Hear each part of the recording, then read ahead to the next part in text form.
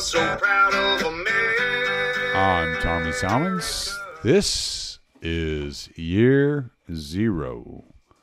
Today, Daniel McAdams, the great Daniel McAdams joins me on year 0, not the Liberty Report. So get it straight in your heads, man. Year 0 is talking to Daniel McAdams. Yeah, that's some badass shit. You got year 0, Daniel McAdams, and year 0, and Daniel McAdams, and yeah, whatever, man. RyanBunting.com for all of your graphic design needs. Go to RyanBunting. I'm like stumbling over everything now. RyanBunting.com. Ryan Bunting is a great libertarian and a great anarcho-capitalist. He's also a great graphic designer. So go to RyanBunting.com if you have any graphic design needs or tech questions, because I am a fucking idiot. So I will say what I say. Yeah. LibertarianInstitute.org is where you will find this podcast, as if you didn't already know that. Patrick McFarlane with Liberty Weekly. Kyle Anzalone with Conflicts of Interest. He also has 2 co-hosts, Connor Freeman and Will Porter. Great anti-war writers. Also, Keith Knight. Don't tread on anyone. And Scott Horton. So, go to libertarianinstitute.org. And at the libertarianinstitute.org right now, we are holding a fundraiser. So, donate to the libertarianinstitute.org. I would rather you give money to the Libertarian Institute than give money to me. So, go to libertarianinstitute.org/donate and give to the Libertarian Institute. You're funding all of us if you do that. All of us are getting funded. You don't have to feel like you have to come give to each of us individually. Fund us all and enjoy. And know that while I was recording this intro, a little drunk, just a little bit. So, I'm waiting on the wife to get back with food. Until then, enjoy. Late. All right, I am here with Daniel McAdams. How are you doing, sir? Good. How are you, Tommy? I'm doing well. Great. Sitting here watching my chickens run around my front yard. No, I got ducks right in front of me right now by my study. So Yeah. we got something in common. Yeah. I wonder if ducks are dumber than chickens or if they're about the same. I don't know. My ducks haven't made it to the stage of letting them out of the baby coop yet. So they're still in the baby coop. Yeah. You've got a lot to experience. We've had these for a couple of years. So I had some ducks a few years ago, and I was letting them just kind of chill out on my pond because I have a pond out back. Uh-huh. But I didn't set them up. I didn't build them a coop. I just kind of let them free range it, and something got them. I think a hawk got them, or an owl or something got them. Yeah, that's exactly what happened to us. We had 3 of them wandered onto our property and just kind of stayed for the summer. And we thought, hey, this is pretty cool. And they were just hanging out. And then one morning, there's just a big pile of feathers in the yard. And it must have been that or a fox. Could have been a fox. But then my son and I went out and took us 6 months, but we built a duck house. So now they get to go to bed in a safe place at night. Right. Yeah. So that's my next project. I'm gonna build me another coop. I'm gonna build it near the pond so I can let them out and let them go hang out in the pond. And we got all kinds of wild blackberries growing out here in Southeast Texas, so they'll love that. And I was thinking about planting some raspberries around the coop too, because I know they like raspberries a lot. So I was thinking about doing that. I got, and after I build that coop, then I'm gonna build another greenhouse. It never ends for me. I'm always doing something. I got Well, we're 9 amateur. acres to fill up here. So Yeah. How many? 9? yes, sir. Oh, wow. That's great. Yeah, We've I only love got it. about 1.5 here, but we spent probably 3 times as much building the duck house than if we had just bought one. But I guess it was a fun experience. So Well, I'll tell you from experience because I've built a chicken coop and I've also bought a chicken coop and constructed it, and the ones that you build are going to last a lot longer. yeah, this So, one weighs about 3,000 pounds, I think, and it's got about $1,000 worth of wood in it. yeah, yeah. So you'll Oh well.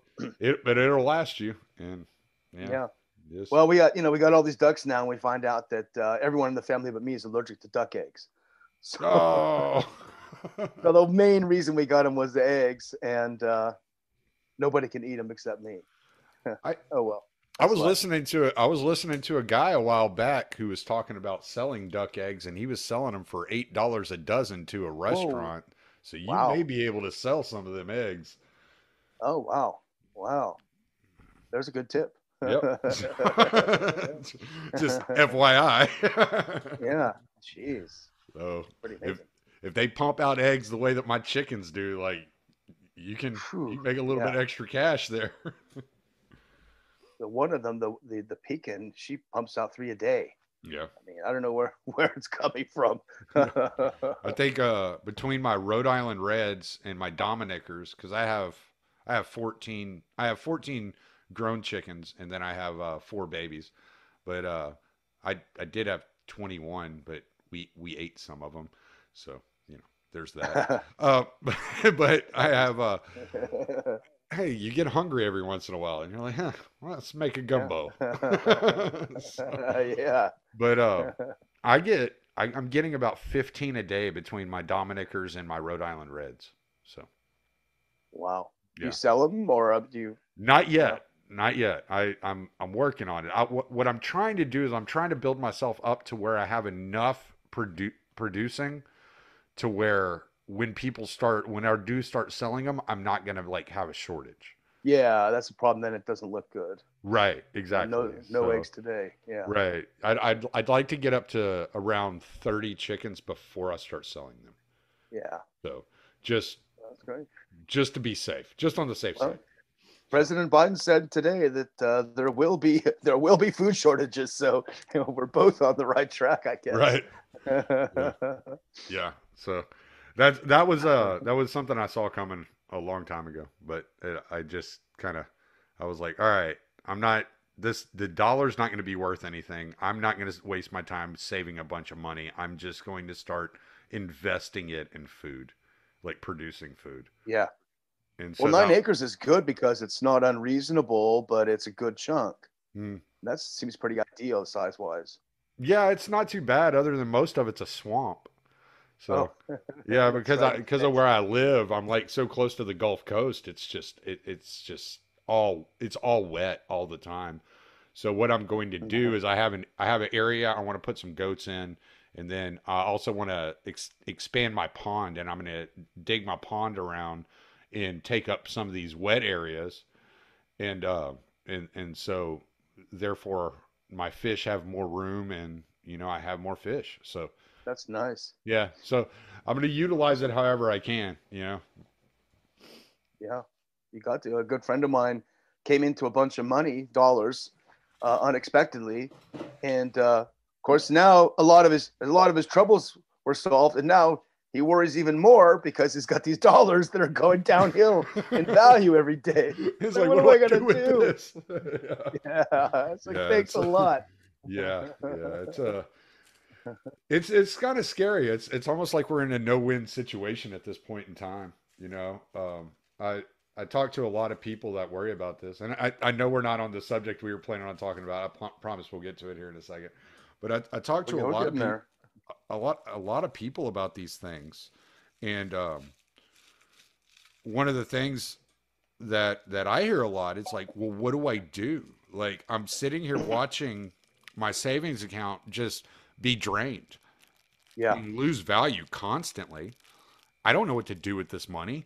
I mean, I don't want to just go blow it. This money I was saving for kids' college or to buy property yeah, or, whatever. And I'm like, I just try to tell them the best thing you can do is put it into some sort of resource that's not going to lose value as the dollar loses value, whatever that resource is, right? So, I mean, buy a car. Like one of the things that we've done, I bought me an old pickup truck that cannot be traced or stopped by the CIA hacking into it because Awesome. I'm paranoid about those people and the things that Yeah. they're doing. Yeah, absolutely. and then another thing I did is I turned around and I invested, $1,100 and bought half a cow. Right. Oh yeah. Yeah. So I got my meat for $4.75 a pound, as opposed to going to the store and buying beef for $15 a pound. So yeah, and it's feedlot beef too, so it's full of all kinds of crap. Right. Yeah. If it's Know not your just farmer. straight Know your cloned. farmer. Yeah. Exactly. Yeah. But what's Absolutely. led us here is the U.S. printing and spending money like drunken sailors, and a lot of that has to do with interventionism overseas. So we can tie all this together and say the color revolution scheme and scandal, which is what I wanted to talk to you about, is a big portion of the United States intervention overseas. Yeah. Well, I was just gonna say, I think about the book. I'm sure you've read it, by John Perkins, Confessions of an Economic Hitman. Most of it, yes. And No, I have read it. Actually. I read the whole thing. Yeah. I've never read it. I've listened to it on audiobook 4 times, but I've never read it. So Well, it's the same. That's pretty close. But I think about what he's describing in there, and it draws me back. One of the things I wanted to ask you was, at the beginning of the CIA, they really started getting into the toppling and overturning of regimes. I remember hearing about what they I think they called it the Czech Spring or the Prague Spring. Prague Spring, yeah. In the Soviet Union. Yeah, in Czechoslovakia, yeah. Was that a CIA operation? And was that Arab Spring like based upon that operation? I don't know that Prague Spring was necessarily a CIA operation. There may have been some involvement, but that was in '68 when it was like the Hungarian Revolution of '56, where the people rose up. And certainly in the case of Hungary in 1956, there was a lot of encouragement from the U.S. government. In fact, and I've mentioned this in a few interviews, there are some parallels between Hungary '56 and Ukraine in 2022, because the CIA was definitely behind the Hungarian uprising in a sense that they encouraged it, especially through Radio Free Europe and Radio Liberty, which at the time it wasn't known was actually directly funded by the CIA. That was a scandal that came out a few years later. So a direct CIA funded outfit was pushing the Hungarians to rise up for their into freedom, rise up against the Soviet Union, and encouraging that. That's not to say that it wasn't a legitimate uprising and that Hungarians did not want to have the Soviets off their back, but that encouragement all the time, knowing that the U.S. was not going to back it up with anything at all, it leads to, like in economics, a moral hazard. If you feel like someone's got your back financially, you're not as careful with your money. It emboldens you to take chances you otherwise wouldn't take. And that's the case, I think, with '56 in Hungary, perhaps to a degree in '68 in the Prague Spring, and also definitely what we're seeing here in 2022 in Ukraine, this feeling that, hey, don't worry, NATO's coming to the rescue. And when you push the button and make the call, NATO doesn't pick up the phone because they're not coming to the rescue. Yeah, it's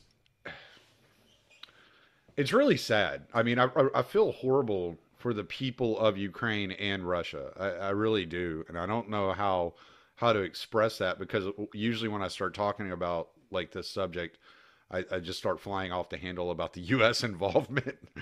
And so because it's so frustrating. It's like, what you're doing to people in these countries is so insane. And all right, so they've kind of perfected this skill. It seems like if you look at the Velvet Revolution, the Rose Revolution, all the Arab Spring, all of the things that happened Yeah. in the Middle East. What was it? Was it? Man, I always say it wrong. Kyrgyzstan. Kazakhstan. Yeah. Yeah. Okay. Kazakhstan and Kyrgyzstan. Yeah. Yes. Yeah. Yes. Absolutely. Now the one in Kazakhstan failed, didn't it? Well, the Was it? most recent one failed. The most recent attempt that looked like it was tied to that failed, Okay. and they failed a couple times in Belarus. Okay. One of which time I was actually there on the ground for it. But Oh, that had I to be wouldn't. scary. It wasn't scary at all. It was just a bunch of westernized dudes hanging out in the middle of the main square, drinking coffee and ordering pizza and saying, "Hey, we're so oppressed," right? but I would say, like, you used the word perfected. I think the better word would be that it has evolved. The system has evolved. The regime change system has evolved, and I'm now speaking from only the ones that I had real physical experience in. The early ones were in the early '90s in the newly democratized states in Central and Eastern Europe and in the Balkans, and those were very different. There wasn't as much violence directly involved in them, and I think they evolved to the Maidan in Ukraine in 2014, which was one of the most violent color revolutions you'd ever see. So I think the addition of extreme violence is how they adapted. But we know for a fact that the whole concept was born out of Gene Sharp, who worked for the CIA. He was a professor, and it started under the guise of peaceful regime change, peaceful overthrow of tyrannical governments. But the problem comes with the idea of what is a tyrannical government and how the U.S., especially after the Cold War, how it used. Okay, let me back up just a little bit. Okay, and we know now this is very, very overblown. And many people were skeptical at the time, both on the left and the right. But even the Cold War itself wasn't the Cold War, right? It was juiced up a lot by the CIA and by arms manufacturers. But even that aside, you could say, okay, there was an ideological struggle, and one side was relatively more free than the other. Okay, you could accept that. But when the Cold War ended, that whole sort of East versus West fight to the death ended on one side, on the East side. The Warsaw Pact dissolved. There was no more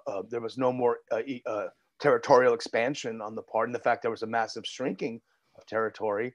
But on the West side, it didn't end. NATO didn't, and the U.S. didn't stop meddling in the affairs of countries overseas. In fact, it increased, and it increased in both the covert way through the CIA and in the overt way through the National Endowment for Democracy, which is kind of an overt CIA. They do what the CIA does, but they do it overtly. So the whole thing is that it's not enough to defeat communism now. They changed they moved the goalposts, and now it's, well, we got to control every government that's elected to make sure they're pro us, and they do exactly what they tell them. And so in essence, what the US became after the Cold War is a new USSR.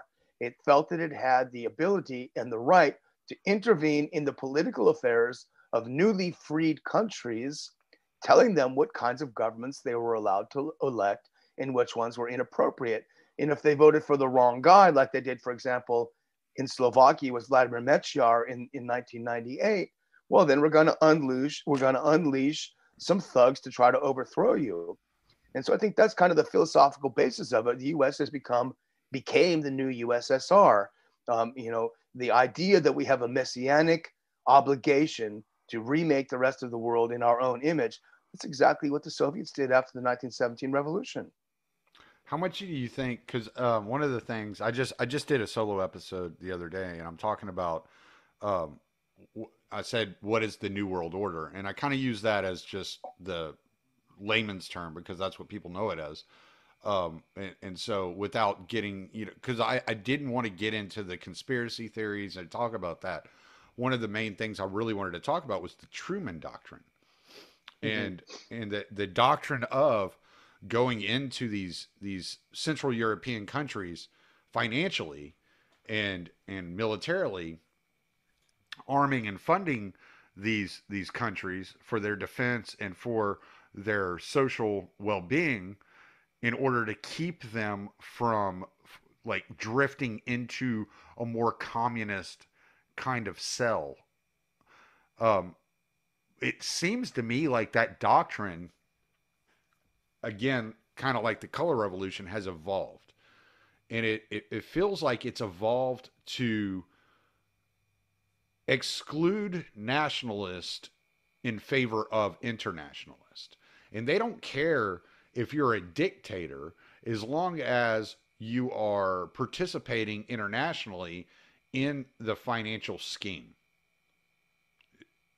Is that a fair assessment?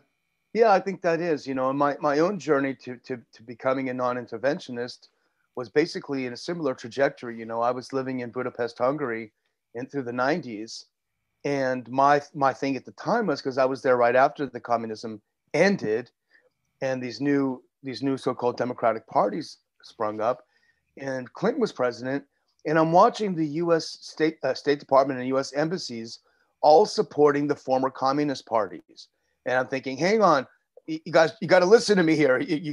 You're doing it wrong. Freedom is broken out. USA, USA. Why are you supporting the communists? Why aren't you supporting the anti-communists?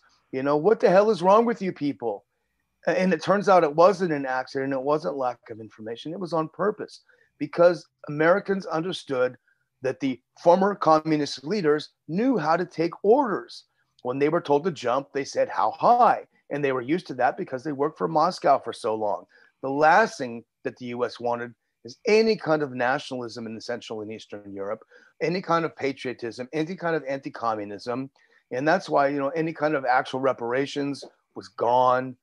Any kind of cleansing was gone. So the people who had run the country and their children had run the country for the 40 years after the Second World War, when it was communist, those people just simply switched gears and said, well, we're post-communist now. We're all in favor of the West. We love capitalism. And by the way, I wouldn't mind having a flat in New York, you know? So it was an amazing thing to see. And I didn't realize at the time, but I did eventually come to realize that the issue was not that we were supporting the wrong people, but that we couldn't support anyone and shouldn't support anyone because it's immoral to interfere in the affairs of other countries. A, we're too stupid to do it right. And the people that aren't too stupid are too evil to do it right. So when you, I watched the world events, and I don't, obviously nobody watches them as closely as Scott Horton does. That's why we all watch Scott Horton. Yeah. So we kind of know what is going on, and I've come to the point where I don't feel like I'm any longer confused about what's happening.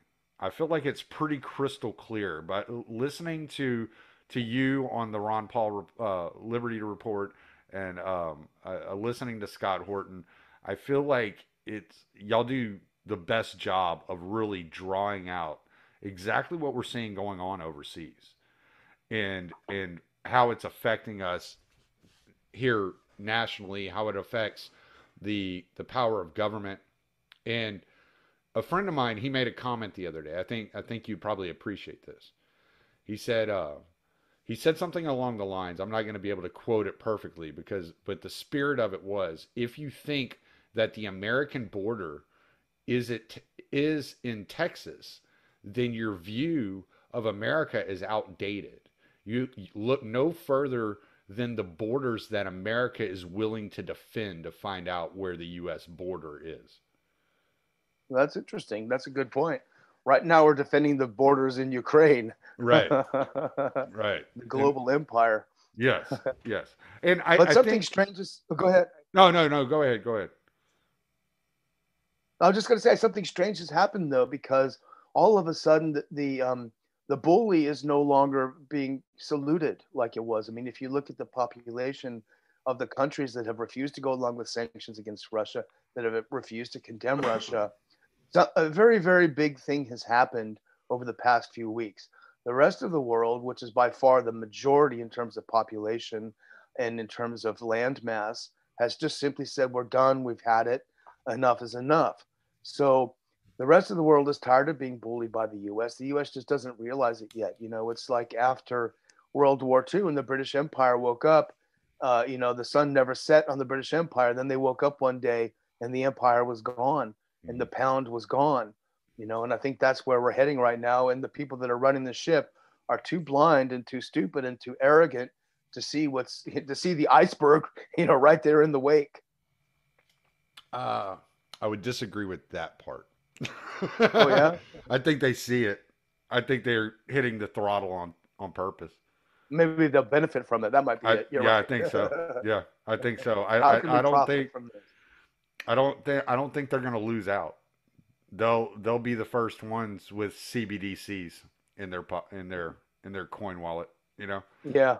So, so yeah, I don't necessarily think this is an accident. I think this is something they're doing fully aware and awake in that they're only doing it because they see a way for them to benefit from it. Yeah, that you well could be right. I just don't. I've gotten okay. So let me give you a little bit of my perspective. I used to think that the United States was evil overseas and incompetent at home.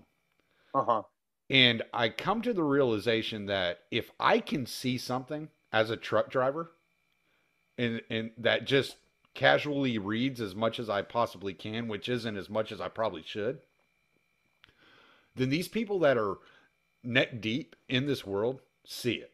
If I can see it, they can see it, right? And so it's either they're incompetent overseas and at home, or they're evil overseas and at home, as far as I'm concerned. I don't see how it can be that they can see what they're doing overseas, but they can't understand what they're doing at home. I just don't, I can't wrap my mind around that anymore. I feel like that's a condition of cognitive dissonance and wanting to see the best in people. And that's a flaw. That was a flaw in my own thinking. Yeah, I think you're right, but I think there also are a lot of sort of, like Hannah Arendt's The Banality of Evil. There are a lot of banal people out there. Think of someone like Victoria Nuland. She's not going to necessarily be a George Soros when this is over. She's not going to benefit in some fantastically material way. A lot of people like that, they drink their own Kool-Aid. I would say most members of Congress are that way. Most members of Congress are among the least informed people on earth. I literally would take 535 truck drivers, put them in Congress, and I bet we would have a hell of a lot better of a government than we have with these elites who believe they are so well briefed. And I spent a lot of time working on Capitol Hill for Dr. Paul. Right. And I was astounded. I was in foreign affairs. Dr. Paul was on the committee, and I was just astounded. And I've said this story many times, but my counterparts, the other staffers, they had literally zero interest in anything. They would take their Washington Post and they would read it. They would take their Politico and read it. They had no interest beyond that. If you brought up something that hadn't appeared in the Post, they looked at you as if you had grown horns on your head or something. I mean, the lack of normal intellectual curiosity among the legislative class, and it probably is true throughout government, is simply astounding. And I guess that lends itself to what you suggested. There's a smaller group there that knows what's going on and is going to profit from it. That may be the case. Well, you bring up Soros. So because of your time in Capitol Hill, you may have had a little bit more access to this information. So I'd like to know what your thoughts are on George Soros' involvement with USAID. Because I've read a lot about that and the CIA funding to USAID. And, I mean, you can only get so much information from The Intercept and the Gray Zone. So. Yeah. You never can get the full story. You have to put the pieces together. That's why whenever anyone says, "Hey, can you point me to a book I can read about this?" I say, well, it doesn't work that way. You know, it's a product of it. That's why I have all these books. Like Yeah. there's not one. Yeah, it's knowledge is a process, not a destination, I guess. Right. Maybe that's something they put up at Hobby Lobby or something. That's kind of trite statement. But the Soros thing is interesting. I'm glad you brought it up in the way that you did, because when I was living and working in Central Europe, I worked for a group called the British Helsinki Human Rights Group, and it was the only Helsinki group that wasn't funded by governments. And so we were absolutely independent. You know, if your government funds you, you're not going to put out a report saying that your government cheated on the elections, right? Right. So we were very independent, and we were in the Soros world as critical observers of what was happening. And what was fascinating about Soros at the time, and my colleagues in the committee, they felt pretty convinced that Soros's money may have come from the CIA. He's not this brilliant philanthropist that he's made out to be. That may well be the case. But one thing is absolutely certain, and that is that George Soros has never put his money overseas into a political party, a newspaper, an organization, an NGO that I know of, and I would put money in that it's never happened, that was opposed by the U.S. government. Right? So if he's not directly involved with the U.S. government, he certainly does the U.S. government's bidding overseas. And I think it's not a coincidence. I think partly it's because he makes money off of it, because he's made a lot of money in these so-called philanthropic ventures overseas. There's no question about it. You know, look into, you know, for example, and I don't have anything specific in front of me, but, you know, look into some of the investments made in Yugoslavia after the U.S. bombed the hell out of it, or anywhere else that the U.S. has gone in. You'll see Soros, and you'll see Soros types, including now the late former ambassador Madeleine Albright. As soon as we blew Yugoslavia to hell, her company went in, Albright and Associates, and started investing and making a ton of money off of it. So there is money to be made in chaos and destruction. But the thing about Soros, again, is that he always seems to be on the side that the U.S. government wants to prop up or to undermine. Mm-hmm. Well, one thing you have to understand, Daniel, and I don't think you're as enlightened as Madeleine Albright, that when you're making that kind of money, the price is worth it. You know, so that's right. 500,000 kids, come on. You know. Yeah, exactly. They're just a bunch of brown kids anyway, so who cares? Yeah. They're barely human. Barely human. I mean, that's why, you know, when the war broke out in Ukraine, they eat lentils instead of meat. I mean, they can't be considered fully human.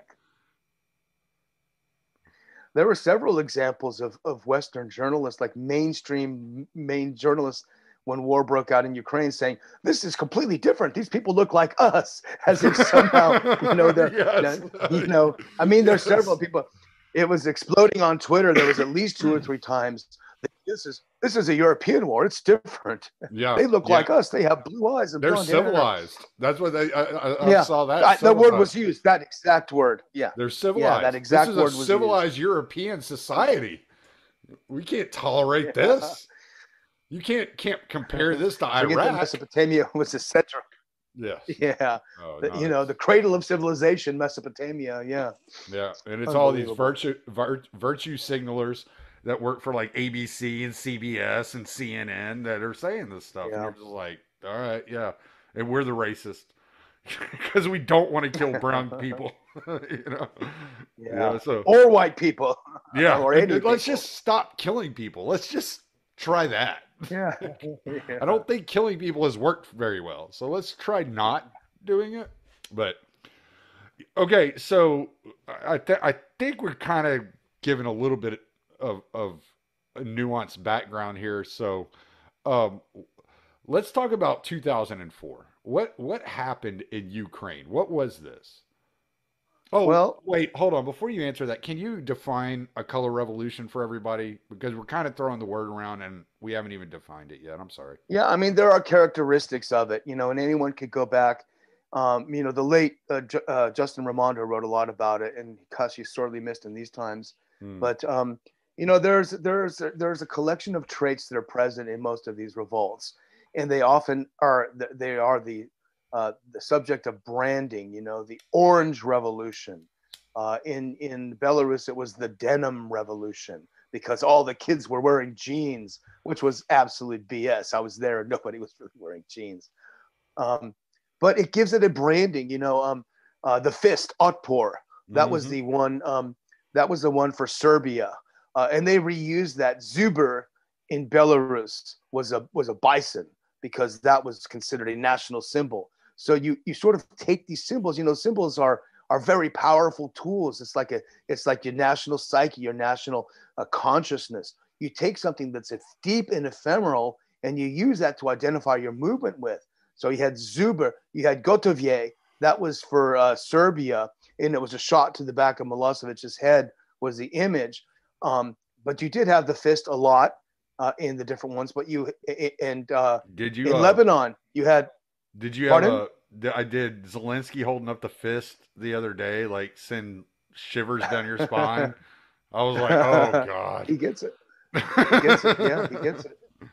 In Lebanon, I don't remember the exact date, but it was pretty young girls with the Lebanese flag on their face, and of course that's effective.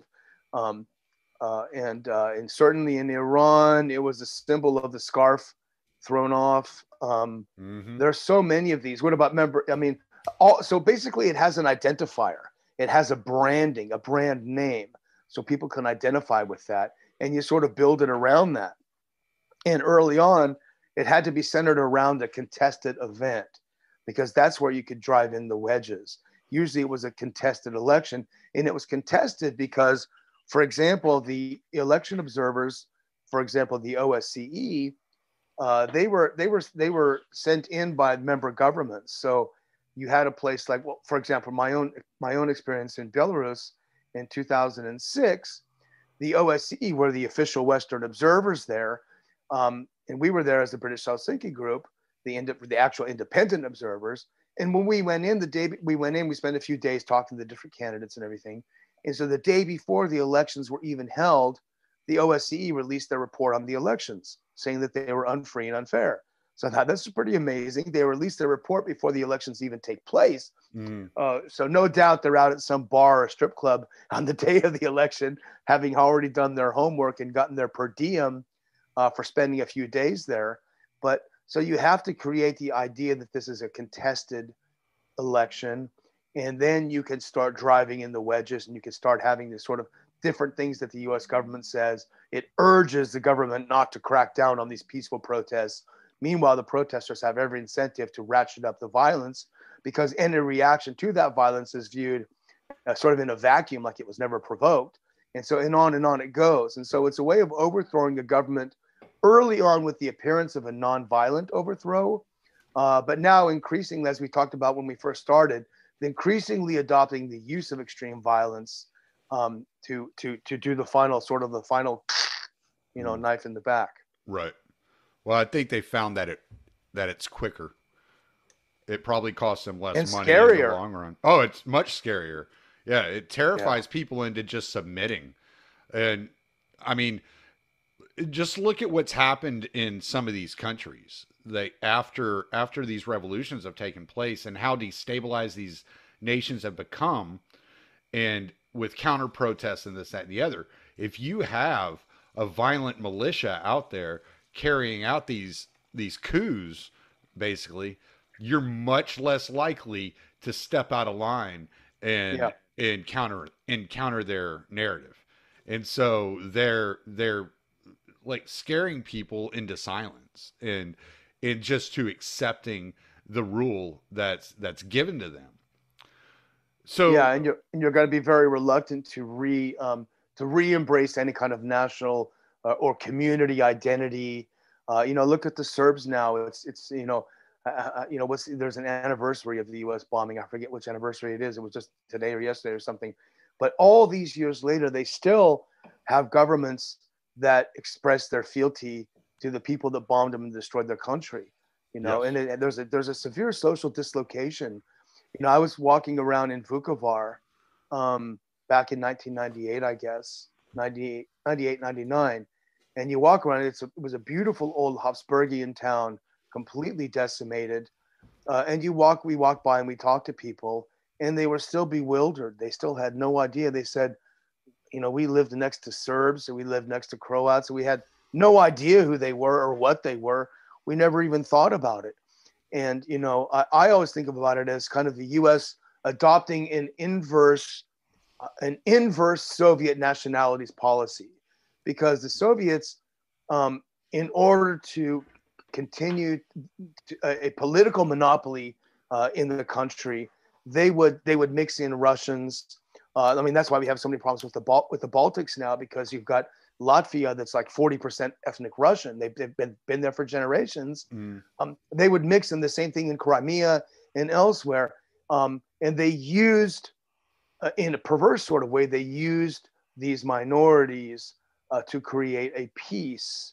You know, of course, it's a totalitarian peace, but we sort of use the opposite. We use the minorities to create discord and violence, reminding people that you're a Serb, you're a Croat, you're a Bosnian. These guys are taking your land. You got to fight for your way of life. And things that they had never experienced until that point. And so it really ripped the whole entire fabric of the social cohesion, of the psychological identification of people, just ripped it to shreds, and they've never recovered. Right. So in 2004, that was the one commonly known as the Orange Revolution, right? Was that 2004? The Maidan Revolution was 2014, but the Orange Revolution was 2004. What happened in 2004 in Ukraine? Well, the Ukrainians elected the wrong person. And so the U.S. said that this was a rigged vote. It was this Yanukovych? Yeah, this is when he was elected. And they said, well, no, it was fixed. It was rigged. People took to the streets. The pressure grew and pressure built. I mean, this is the Reader's Digest version. And Yanukovych conceded and said, okay, I'm out of here. And I think it was Yushchenko that took over, who was very pro-Western, and he was our guy, like Saakashvili was in Georgia. He's our guy. And he ruled, and there was, infighting and chaos, as there had been in Georgia since the Rose Revolution. And then finally, the Ukrainians had a chance to vote again, and they voted for the same guy, Yanukovych, again, right? So obviously, here's a guy who resonated with the population. They voted him twice, and the second time they voted him in. That is when we saw the Maidan, like you say, and that was all based around this idea that Ukraine was considering a deal with Russia, which was not an exclusive deal, by the way, but it would have led to enhanced trade. It would have led to a lot more financial investments from Russia. And then that, of course, is when the U.S. and its allies sprung the trap and sprung the Maidan and overthrew the government. And how do we know this is a fact? Because we have the recordings, right? We have Victoria Nuland talking, basically admitting it and talking about it. So this is not conspiracy theory. This is conspiracy fact. The U.S. did do it, and they did create the problems that we're seeing now. And you talk to anyone right now who just wants us to sit around screaming at how evil Putin and the Russians are, and you say, okay, yeah, that's a good case. I mean, this invasion stuff is really awful, but let's talk about what led to it. Oh, come on, man, let's don't do that. That's ridiculous. You're using Russian talking points, and it's so anti-intellectual to try to have a conversation with almost anyone these days and saying, yeah, this is bad. This is what happened. It's happening now, and it's terrible, as anti-war people especially. But let's look at the guy who was kicked in the face for 8 years, and when he finally gets up and shoots you back, okay, probably shouldn't have shot you for it, but let's start talking about the kicking in the face for 8 years. I think one of the ways I've been referring to it is I refuse to act like this is the beginning of a new war. And the reason I refuse to act like it's the beginning of a new war, because Putin's a spokesman for Putin came out and said, we are not starting a war, we're ending a war. And I'm like, okay, so let's figure out what they're talking about. Like, let's not just jump to conclusions that the United States is telling the truth. They've lied to us about every war in the history of the United States. Every war. Let's just take a step back and try to examine what we can discern from the information we have in front of us. And okay, so this is the continuation of what, and you can look it up on Wikipedia. Anybody that doubts me, you can look it up. They call it the Russo-Ukrainian War, and it started in 2014. This is not a new thing. This is something that's been ongoing. Now, it had been limited to specific regions, and it was commonly known as a Ukrainian civil war because it was separatists, Ukrainian separatists living in a specific region, Donbass, was it Donetsk and Lugansk, I always want to say Lufthansa, but so it's this specific region, and it was pretty much like centered in this area where you had these separatists fighting, and the Russians, I from what I can gather, the Russians were arming the separatists. And they were helping them. They were giving them assistance. They were allowing them to come into Russia and get passports and treating them as citizens of Russia. While the Ukrainian military, specifically the Azov Battalion, which is the Nazi-aligned branch of the Ukrainian military, which started off as kind of like a militia that once the fighting started, proved themselves to be battle-hardened soldiers and willing to do the dirty work. So they were actually integrated into the Ukrainian National Guard. Is that pretty correct there? Yeah, that's absolutely correct. You know, and you're absolutely right. The thing that happened, I think, that shocked the West is that in this particular U.S.-backed revolution, something didn't happen that had happened at every time before that, which is that the population of the country didn't kind of hang its head and say, "Wow, that's too bad. I guess we've got to live with these guys in charge now." The eastern part said, "Hang on, we voted for Yanukovych. You can't overthrow him. This is our guy. This was a free and fair vote." And in fact, even the Europeans said it was basically free and fair, the election. We voted for this guy. You have no right to overthrow him. We don't accept this new government as being legitimate. And any country that has elections would feel the same way. But it's the first time that they ever stood up and said, no, it's not going to happen. We're not going to accept this. And so, yeah, you're right. They look to help for the Russians. I mean, they are ethnic Russian. They do, as you say, I think about 600,000 hold Russian passports. So they're literally Russian citizens. And the government in Kiev, instead of, by the way, and here's the other thing, the Minsk agreements, where the government in Kiev said, okay, we're going to stop the restrictions on language because they banned Russian. These people are Russian and they speak Russian. They banned the language. Okay, we'll lay off of that, and we will look for some form of autonomy for this region. We'll have talks. We'll have referenda. We'll move in that direction. And then they did literally nothing to work toward that. The government in Kiev did nothing to work toward that. And instead of moving in that direction, they shelled Donbass every day, and they killed estimates 14 to 15,000 civilians in the indiscriminate shelling. So if you have to look at the antecedent, you have to look at what led to it. And that's why you're right. It was the continuation, or maybe hopefully the ending of the war that we've seen in the last month, not the starting of a new one. So have you watched Oliver Stone's Ukraine on Fire? I watched part of it and I really liked it, but I'm very hyperactive. I can't sit and watch things for too long. But I thought the part I saw was great. Yeah, the part I saw. So it's from what you can tell, it's fairly accurate. I think he does a great job.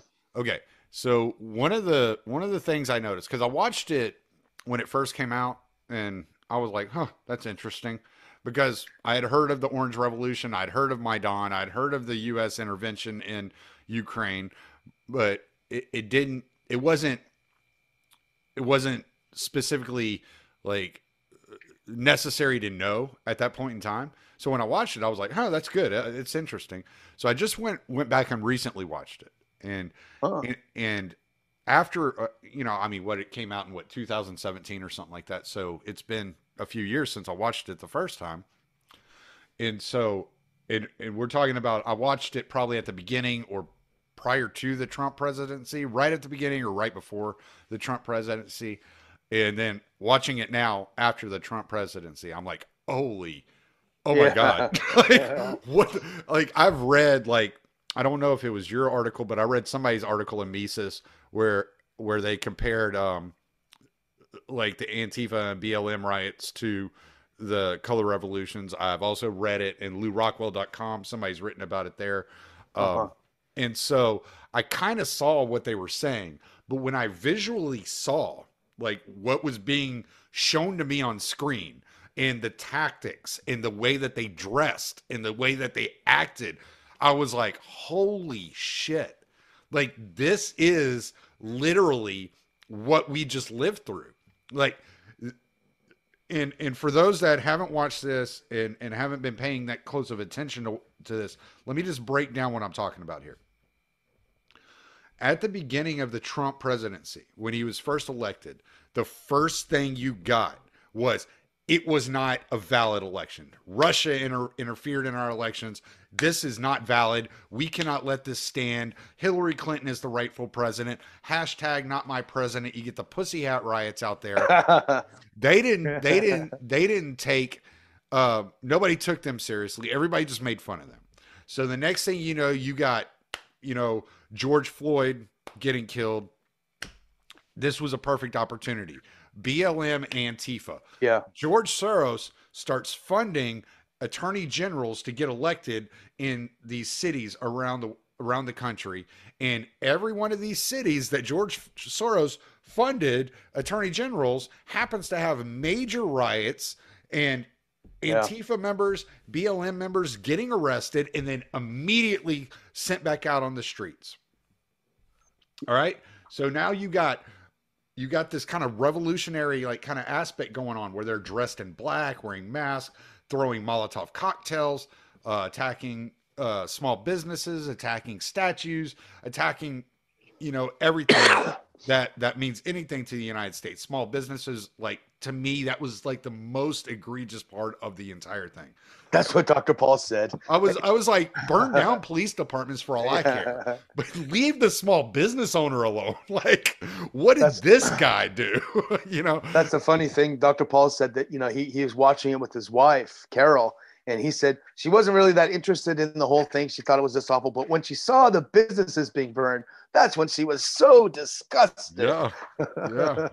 Yeah. I mean, there was a guy, I don't know if I might be misremembering the story, so you might be able to correct me on it, but I think he was in Nebraska. He was a military veteran who had gotten out and he had started a bar in some small town in Nebraska or something like that. They come and they started like attacking all the like businesses around his bar. And he's like, I'm armed. If you come near me, I'm going to open fire. And he shot somebody or shot at somebody or wielded his weapon, something like that. And the next thing you know, social media, everybody's after this guy. He ended up having to shut down his business. He lost the lease where he was renting the bar from, ended up moving like from his town that he had been running the business in to another town just to get away from all the craziness. But you saw people's lives like destroyed, and this was right in the middle of all the COVID nonsense. And I heard people say stuff like, "Oh well, these people are just anxious because they've been locked in their homes," and that might have been part of it. Yeah, sure. Yeah, but it really looked organized to me. It really looked coordinated. You see pallets of bricks just sitting there on the side of the road, just waiting on people to pick them up and use them. That was weird. It's just strange. That was weird.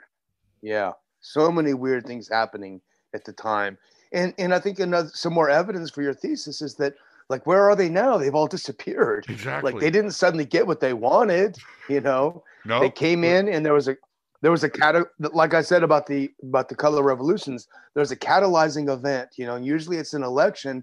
I think in this case, if the parallels hold, it was the murder of George Floyd was a catalyzing event that caused, a strong emotion in people. And that was what they went with.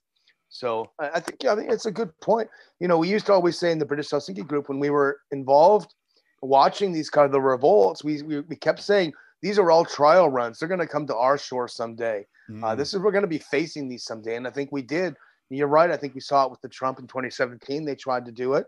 And when they didn't succeed in overthrowing him, they destroyed his 4 years. And I'm not a Trump voter by any stretch, but they destroyed his 4 years and destroyed the country in the process, and made us so paranoid about Russia that you've got, sitting U.S. senators calling for him to, the president of that country, to be assassinated. I mean, not even in the worst part of the Cold War were people talking that way.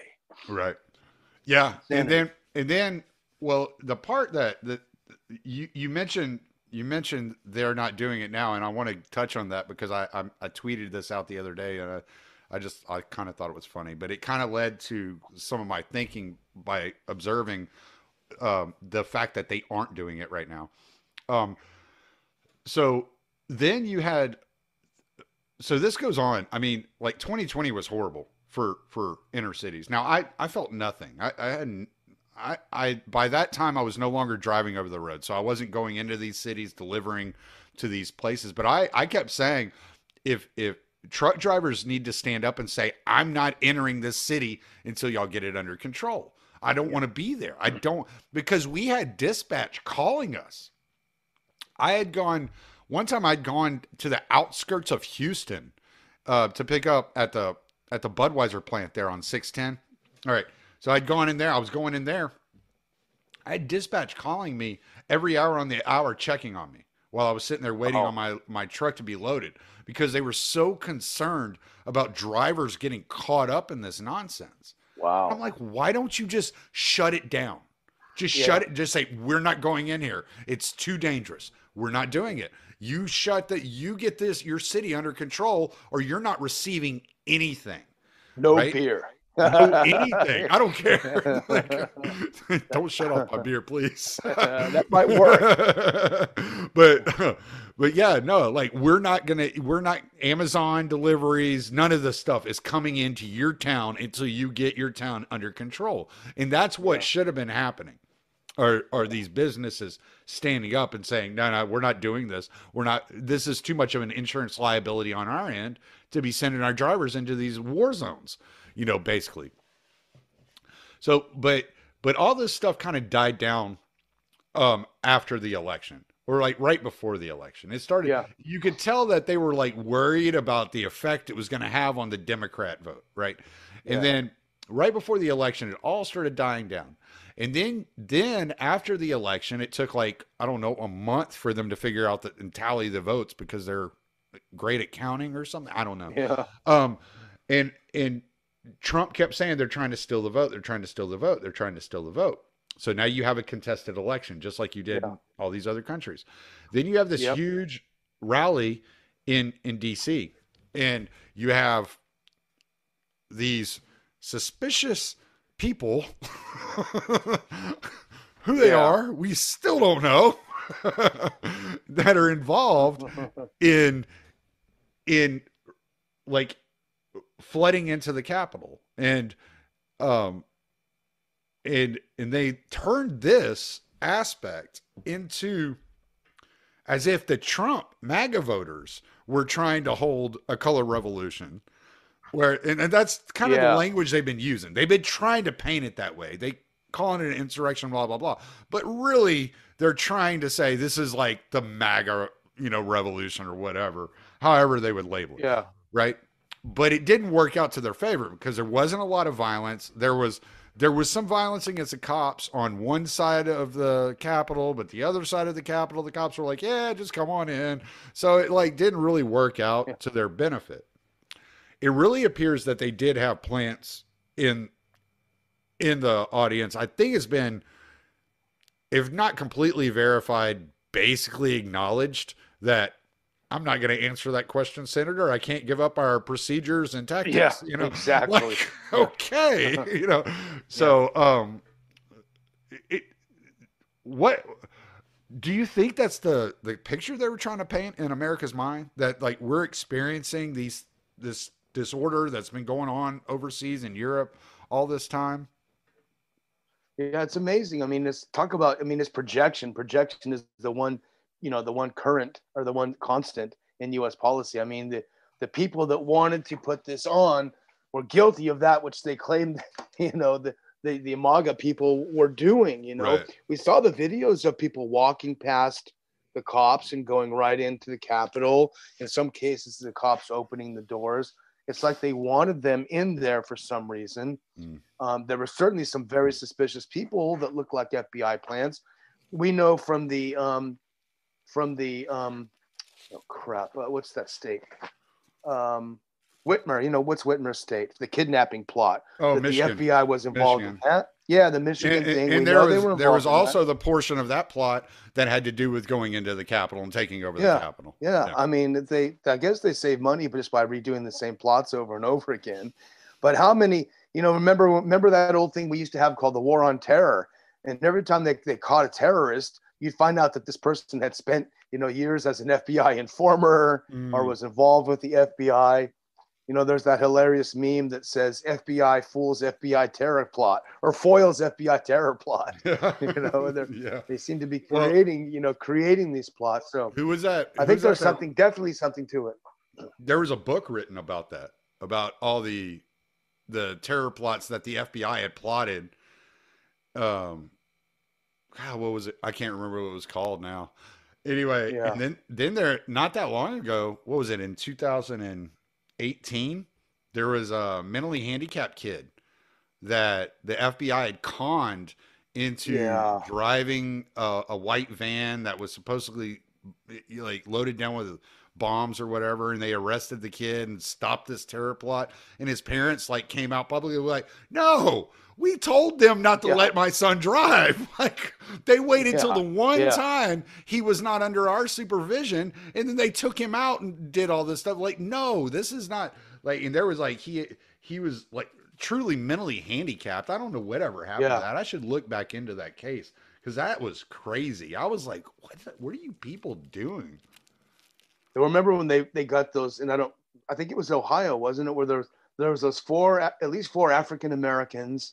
They were in incredible poverty, in a terrible situation. The FBI came on and gave them some new tennis shoes and all these things. Hey, you guys want to, you know, get involved in this? And of course they did. And then it gets to the point where they blow the whistle and they make a big terror arrest, and, you know, and we keep paying our taxes and grateful for them. Yeah. Well, I don't remember that particular one, but yeah, it doesn't shock me at all. So after this whole scenario, now they've tried to paint this whole thing as an insurrection. And then Biden takes office, and suddenly BLM disappears. And now they're in all kinds of trouble for fraud and all this stuff, right? And I made a comment the other day, and this is kind of where part of my thinking that I'd mentioned earlier came from. I said, so do Black lives only matter when the president is a nationalist and not an internationalist? Because it really seems like if you look at the places where these color revolutions take place, it really feels like, as I was saying earlier, the thing that all these people have in common is they are very interested in the sovereignty of their own country. That they are not interested in being part of this whole global economic regime. That they're like, no, I got to make sure my people aren't starving. You make sure your people aren't starving. I make sure my people aren't starving, right? Like, we're not going to play this whole I'm under your thumb because I'm going to be involved in trading between countries. And that's a lot of why they hate Hungary so much, because the Prime Minister of Hungary, Viktor Orban, you know, remember after we blew up the Middle East and we created all these millions of refugees and all the other countries were taking them in, Hungary said, no, we're not going to do that, because basically he's a nationalist. We don't want to bring in all these people that they don't share our values and our religion and our, you know, background. And that's why he was so demonized. And you're right, because he is a nationalist. That's why he's so hated by the Europeans, by the US. He's considered an authoritarian. He calls himself an illiberal, meaning that he's opposed to the new liberal order that's come down. But yeah, people like him that challenge it. No, that's great. Somebody pulled into my driveway. My dogs are like, hey, who's here? Yeah, exactly. Reporting for duty, sir. They're not small either. So It's not a stranger, so they'll be fine. Dogs are great, like first defense. Yeah, well, especially when they're 100+ pound pit bulls. Like, oh my gosh. yeah, people don't come around here starting no trash. Yeah, like the Amazon guy's not going to come back at night and try to steal your stuff because he's gotten a taste of what's there. Yeah, but no, I think that's a good point. And the Viktor Orbáns of the world. I mean, everyone that was overthrown. Interesting that you say that. Were sort of nationalists. Mečiar in Slovakia was a nationalist. Gaddafi. Tudjman in Croatia was a nationalist. Milosevic was a nationalist. You didn't see a lot of Davos types being overthrown. Right. Yeah. Even Yanukovych seemed like he was like, I'm just concerned about my country. Like, so if I gotta be like neutral and make deals with Russia and NATO, like, let's do what we can do. And, you know, NATO, I think I heard a NATO representative say, well, he was playing both sides. What do you mean he was playing both sides? He was trying to get the best deal for his country. So that's playing both sides. No, that's called being smart. That's like going over to the Home Depot and then getting price matching at Lowe's. You know, like, exactly. You're playing both sides. You know? What the hell, man? This was crazy. Yeah, it's crazy. I mean, they have this massive country next door, and they're not supposed to trade with them. You know, it makes no sense. Well, the saddest thing about it is it didn't need to happen. It should not have happened. If the U.S. and I was just watching my friend Phil Giraldi was on with Judge Napolitano on a little show today, and Phil made the point that, you know, the Russians back at the end of the year, they brought some detailed proposals. Let's sit down and talk about a new security architecture for Europe, where everyone can feel safe, where no one feels, you know, nervous. Let's make some deals here. And the U.S. basically just laughed in their face and said, forget it. We're not talking to you. We don't take this seriously. And, you know, if they had just sat down at that point and started talking, this war we're seeing right now could never have happened. And you could say, oh, well, you know, it's so easy to attribute, you know, blame on one side. But there's a hell of a lot of blame to go around on the arrogant U.S. side that refused to simply talk to a country that had probably some pretty legitimate concerns. Right. Whenever, when you look at this and the way it's shaping at the moment, and I mean, there's so much other stuff I could get into, but I don't want to keep you too long. Whenever you're watching the way that things are shaping out, and I listening to like Joe Biden's comments the other day, whenever he said we have to prepare ourselves for a new world order and this, that, and the other. And I'm not taking the conspiratorial route. I think I understand pretty much what they're talking about. That it's kind of like what Zbigniew Brzezinski laid out in the grand chessboard, kind of like this American hegemony, and like I think he laid out. Like he even said, if I'm not mistaken, in that book, I think it was that book. It might have been Between Two Ages, but I think it was in the grand chessboard, where he said, like, you only have a small window to work in, and in order to make this work, you're going to have to encompass all of these different countries with all of these different interests into the American hegemony in order for America to set itself up as the unipolar power for eternity, basically, was the argument. And so, and I remember reading about the Eurasian portion of it, and he's talking about Kazakhstan and Russia and Ukraine, and all he's hammering on is natural gas. And I just listen to like what's going on, and I'm watching what's going on. I'm like, oh yeah, we're about to have a big fertilizer shortage because of natural gas, you know. And so when you're kind of like observing from outside looking in as a foreign policy expert,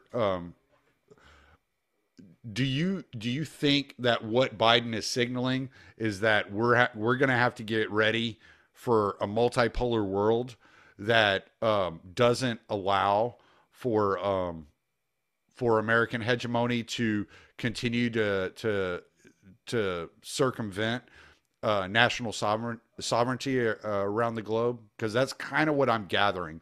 Not to mention the fiscal damage that's going to be done to the economy in the West. Yeah, that's possible. I mean, it's hard for me to believe that they've accepted that the decline is real. I mean, they still seem to be operating, under the auspices of the U.S. continuing this kind of war on top thing forever. But, I mean, it's funny when you were mentioning Brzezinski's views, I'm sitting here, as you were saying, I'm thinking, like, what kind of people think this way? I mean, you and I, we're regular guys. We go about our day doing our work. Like, what the hell kind of people sit around and think about, we have a limited window of opportunity to maintain our, I mean, it's just so insane. The people that run the show are so crazy. It's kind of depressing. It's kind of this, again, it kind of brushes up against conspiracy theories, but I don't think it's out of the question to think it's a Rhodes Scholar thing. Yeah. if you read the final will and testament of Cecil Rhodes, you kind of get what his vision was, right? Or you can look at like what Baron de Rothschild was saying about, I don't care who makes the laws as long as I control, the finances, the banking. Yeah. So there's this strain of Anglican thought that started at the beginning of British colonialism, especially at the height of the British Empire, that really had this elitist view, as if they were the elites of the world and they had to control all of the world in order to keep peace. I try to give the benefit of the doubt and say, okay, let's just say, like, nothing nefarious is on their mind as far as the ends go. Like, the ends are, let's spread peace and prosperity around the world. And this is what we've seen work in the European sphere. So let's take that model and put it in all these other spheres. You still have to be aware that some people are going to reject that model due to cultural differences. Yeah. Right. Yeah. And they don't take that into account. So what kind of the conclusion I come to is the road to hell is paved with good intentions. Yeah, exactly. But that's why it's so much easier, relatively speaking, to be a non-interventionist, because you don't feel like you have the burden of organizing other people's lives. Yeah. I mean, it's just extrapolating from what you do in your own neighborhood. I mean, you wouldn't trot over to your neighbors and say, hey, I don't like what church you go to. I don't like the fact that you're not a vegan or whatever. I mean, people just don't do that. And you just extrapolate that to countries. And, it makes it so much easier. Just leave people alone. Well, no, that's not true. The other day, I found out that my neighbor was working for a competitor. And so I kicked in his door and I shot his whole family. It's like, that's right. You can't play both sides. All right, Daniel. We'll I'm gonna go feed my ducks. Yeah, let's put out plugs here, and we'll jump off. I really enjoyed this. Oh, this is great. Yeah. Well, RonPaulInstitute.org is our website. We do the daily Ron Paul Liberty Report Monday through Friday on YouTube. We're also on Rumble and Odyssey. Just look up Ron Paul Liberty Report. We do conferences. We've got one. We're planning one in Houston in the spring, and we do our big Washington conference in the late summer, early autumn. So we loved getting together with people. It's the best. Awesome. Thank you very much, man. I really appreciate you coming on. This was a lot of fun. Yeah, this was great, Tommy. We'll have to do it again. We will definitely do it again. All right. Take care. Talk to you later. Yes, bye-bye.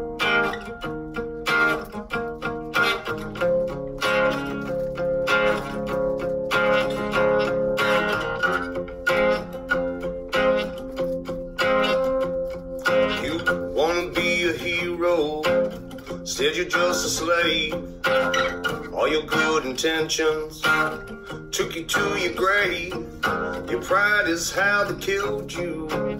With the flag you wave just like a fool.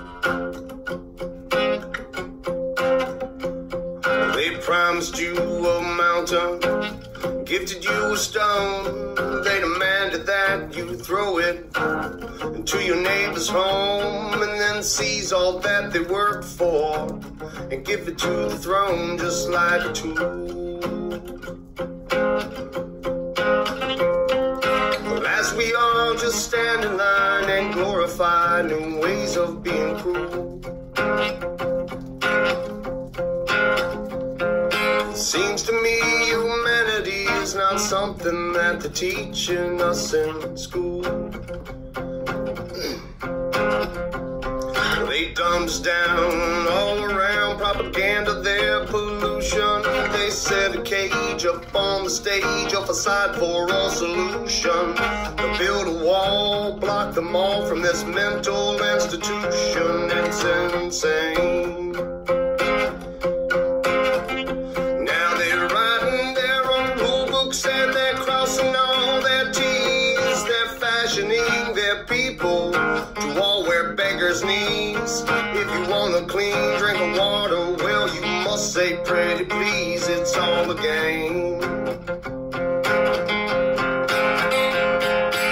As we all just stand in line and justify these crimes done in our names, it seems to me authority and tyranny are both one and the same. Well, it's time to change the channel. It's time to set things right. Make them all rot with fear in their beds at night. Devour all their worthless souls and sacrificial right, just like we should.